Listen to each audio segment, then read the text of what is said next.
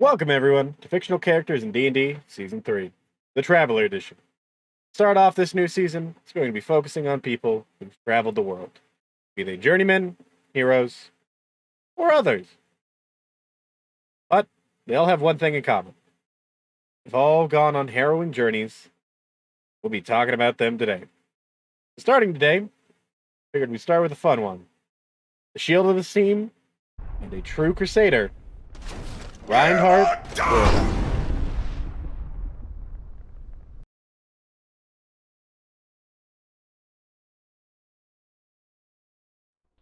So at this point, you already know how most of this works, seeing as this is Season 3.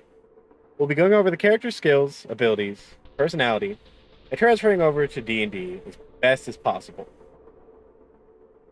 So, we're going to jump right into it with stats. As always with my builds, we will be using the point buy system, but feel free to use this as a reference if you use a different system. Right off the bat, our strength and con will be maxing out at 15. Charisma will be 14, wisdom to 10, and then int and dex will be our dump stats, both set to 8. We'll be using variant human to increase our strength and con, so they are both 16. The main reason for this is, let's be honest, Reinhardt isn't fast. Reinhardt isn't smart. He is somewhat charismatic, depending on the person you talk to. And while he is definitely knowledgeable in certain areas, he's not as wise as some of the other members of Overwatch.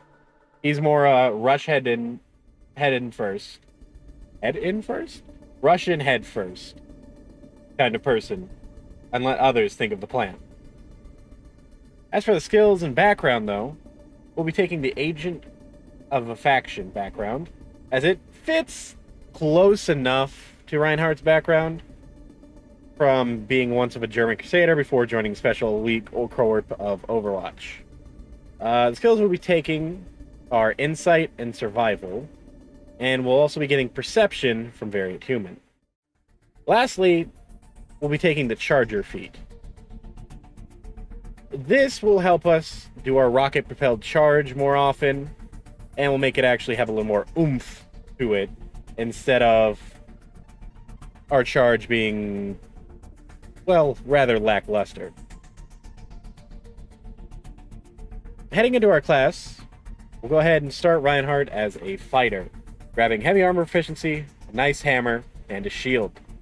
Additionally, we'll be taking the defensive fighting style, increase our AC by a little bit, getting a proficiency in athletics history, and getting second wind.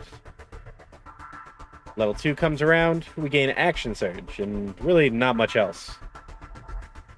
Level 3, that's where things start getting interesting. We'll be taking the fighter archetype Cavalier, which will give us a good chunk of stuff. For one, we'll gain proficiency persuasion, as well as Born to Saddle and Unwavering Mark. Born to Saddle doesn't really fit Reinhardt, I'm just gonna be honest. Reinhardt doesn't ride animals, he's not a, mounted knight, anything like that. He prefers to be on the ground in your face. But it is a skill we get, so it's nothing to sneeze at. The more important thing we'll be getting here is Unwavering Mark. This gives us the ability to mark enemies and give them disadvantage on hitting anyone else other than you. This will make it much harder for your enemies to hit your teammates so long as you are hitting them, and allows us to essentially be the shield. Because we won't actually get a shield-like barrier with this build, so the next best thing is to be the one who is essentially the juiciest target and the bullet sponge. Leveling up again, we're going to gain an ASI, taking the feat Fighting Initiate. This will give us an extra fighting style from Fighter, go figure, and we'll be taking the Protection feat, which will allow us to protect allies with a shield as a reaction. Again, not really a barrier shield, but allows us to put our shield in front of people as a reaction, giving them a little extra oomph to their defense and helping them stay alive. We are the shield of the team, after all. Might as well live up to it. 5th level comes, and we get extra attack. That's really it. We'll be able to swing our hammer twice as much. 6th, we get an ASI. Gonna put it right into strength. 7th level comes, and this is where a more important skill for this build is. Wandering Maneuver. When an attack hits you or a creature you can see within 5 feet of you, you can roll a d8 as a reaction, and add that number rolled to the target's AC against the attack. If the attack still hits, the target gains resistance against that attack's damage. Once again, similar to the defensive fighting style we picked up earlier to protect with protection, but this one is a little better than protection, even if we only have limited uses of this one equal to our con modifier. And once that one runs out, we still have a way with protection to help protect our allies. But really, our goal is just kind of keep our shield up as much as possible, even if it means we have to stay close to our team to do it. Level 8 will come. Once again, we'll get another ASI, and this will max out our strength stat. Level 9 is probably the most interesting part of this build, and you never would have expected it. We're actually going to take a 1-level dip into Sorcerer. Gaining the Shadow archetype, it gives us dark vision of 120 feet, and gives us an extra way to save our life in Strength of the Grave. When damage reduces us to 0 hit points, we can make a Charisma saving throw, DC of 5 plus the damage taken. And on a success, we instead drop to 1 hit point. You can't use this feature if the damage was radiant or if it was a critical hit. And you only can use the saving throw once you succeeded. You only can use the feature once every long rest. Even still, there are some key moments that will really keep us in the fight. And while it doesn't exactly fit Reinhardt of exactly, I'd rather have this and the more important thing we get from this. The magic from a different class instead of any other class, if that makes sense. Because the magic we get from this, we gain access to Earth Tremor. On top of this, we're a Charisma caster, so this is actually fairly decent. Wisdom and Intelligence don't really fit Reinhardt's build as a whole, and so Charisma is a stat we could have decent in because it fits him, while also giving us access to some magic that we needed. Earth Tremor is essentially our hammered down skill. As we can use this spell as an action, we can make a 10-foot radius, and everyone in it must make a dex save, or take some damage and get knocked prone. It's pretty fitting. Knock everyone prone, then we swing on them. Sounds like Reinhardt's ult to a T. Level 10, we go right back to Fighter, and gain our first use of Indomitable. And that honestly pairs pretty well with Strength of the Grave to keep us up and running. Level 11, we gain Hold the Line from Cavalier, allowing us to punish anyone who moves near us with opportunity attacks. Unfortunately, we were kind of having to decide if we use our opportunity attack to hit someone, or use our reaction, not opportunity attack. Using our reaction to hit someone or keep an ally safe right now. We will be remedying this in the future, but making it so our opportunity attacks makes enemies stop at 0 attack, or have 0 movement speed when we hit them, means we will be able to keep more control of the battlefield and kind of position our enemies where we want them instead of where they want to be. Level 12 in Fighter, level 13 in the build. Excuse me, I skipped a level, I apologize. Level 12 in the build, we level up again into Fighter. We get our 3rd attack with extra attack, which is very nice. Not amazing, but 3 attacks a turn. Not gonna sneeze at that. Level 13, 12 in Fighter, we get another feat. This time we will be taking the Crusher feat. Since almost all of our damage comes from bludgeoning, we may as well take this, as it makes everything a little stronger when we do bludgeoning attacks, and it gives us a nice +1 to con, which isn't too important, but it doesn't hurt. Level 14, level 13 Fighter, will give us 2nd use of Indomitable. Again, Indomitable will help us with Strength of the Grave, and it also kind of shows the hardiness of Reinhardt. Even though even his old age, he can still keep up with the younger ones. Level 15, level 14 in Fighter, we gain another ASI. Simply put it into con, bump that up to 19. Level 16, reach another little key level here in Fighter by gaining Ferocious Charger.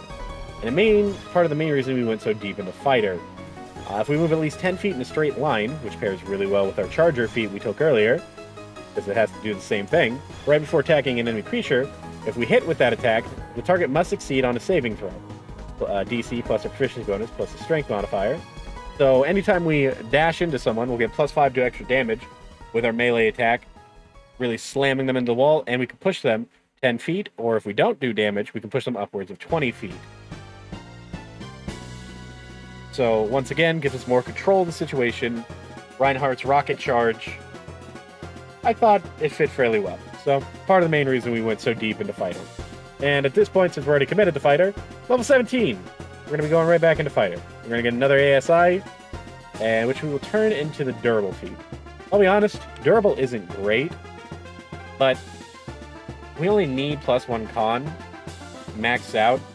So getting a small bonus on top of that is welcome.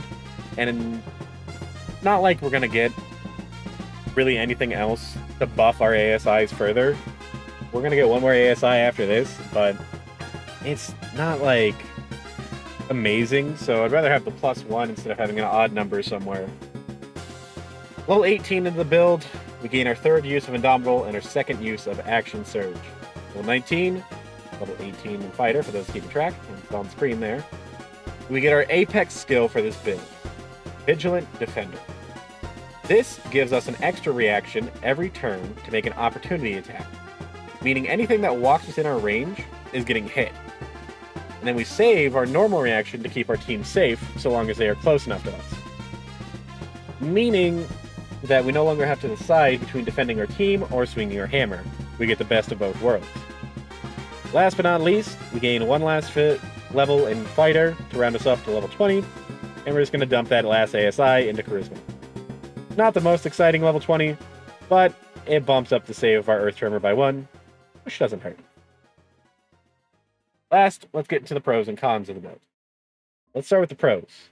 We are really good at what we want to do, being the shield of our team and mitigating damage to the team, while also making us the most appealing target on the field. Means that a lot of the time our team is able to freely act so long as they're close to us, and we can keep them safe, either by mitigating the damage they take or outright blocking the damage. On top of this, we are great at positioning the enemy where we want them and not where they want to be. With either our shove or our hammer. Our shove means we are going to be controlling the area how we want the arena to be held. Even if we don't use Charger, Ferocious Charger will still proc, meaning we can hit someone, shove them 10 feet, and also drop their speed to 0. On top of this, our damage is going to hurt. While we may not be a paladin to drop heavy smites on everything, we do have Crusher, which means that if we score a single critical hit, we'll be getting advantage on the rest of our attacks for that turn, and giving advantage to all of our allies until our next turn on those people. And last but not least, while we aren't a barbarian, we still have a hefty health pool.